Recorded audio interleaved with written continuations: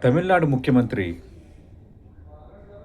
విజయ్ మాజీ ముఖ్యమంత్రి స్టాలిన్ నివాసానికి వెళ్ళి కలవడం రియల్లీ ఒక గుడ్ సైన్. కేరళలో సౌత్ ఇండియాలో కేరళలో మాత్రం ఈ సంస్కృతి కొంచెం ఎక్కువ ఉంది. కేరళలో యూడిఎఫ్, ఎల్డిఎఫ్, ప్రధానంగా కాంగ్రెస్, లెఫ్ట్ ఏ ప్రభుత్వాలు ఉన్నా ముఖ్యమంత్రులు, మాజీ ముఖ్యమంత్రులు, ప్రతిపక్ష నేతలు ఆప్యాయంగా పలకరించుకోవడం, అసెంబ్లీలో కానీ రాజకీయంగా ఎలాంటి యుద్ధాలు జరుగుతున్నా అనే ఒక సాంప్రదాయం, ఒక ధోరణి అక్కడ కనిపిస్తుంది. ఒక్కొక్క సందర్భంలో అక్కడ ముఖ్యమంత్రి, అక్కడ ప్రతిపక్ష నేత ఇద్దరూ కలిసి హెలికాప్టర్లో వరద ప్రాంతాలను సందర్శించడానికి వెళ్ళిన ఘటన గతంలో మీరు చూశారు. అలాంటి ఒక కోఆర్డినేషను, అలాంటి ఒక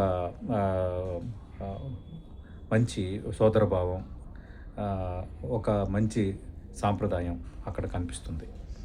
ఈరోజు విజయ్ తమిళనాడు ముఖ్యమంత్రి స్టాలిన్ ఇంటికి వెళ్ళటం, కొద్దిసేపు కలిసి రావటం అనేది రియల్లీ అందరినీ నచ్చే అంశంగా మారిపోయింది.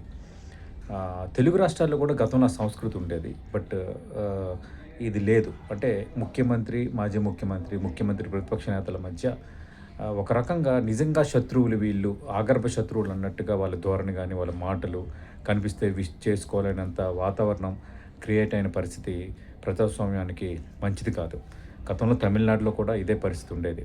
జయలలిత చీరలాగటం అసెంబ్లీలో, ఆమె అధికారంలోకి వచ్చిన తర్వాత కరుణానిధిని అర్ధరాత్రి పంచోడదీసి అరెస్ట్ చేయటం, ఇలాంటి సంఘటనలు అక్కడ కూడా చోటు చేసుకున్నాయి.